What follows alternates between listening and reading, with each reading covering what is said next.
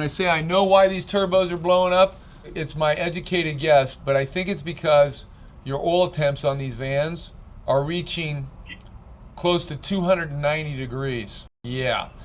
And yours is a work. How much weight you think you got in the back of that van? We probably carry 3,000 pounds all the time. Yeah. So that additional weight, and of course, welcome to Utah. We, up and down mountains all day long. Your oil temps are just going through the roof. And the other van I have in here is a work van too. But I see them when they got campers on them. These sprinters come empty, and then they, put at least a ton of weight in them with either toolboxes or camping equipment. It's just causing the oil temps to go through the roof.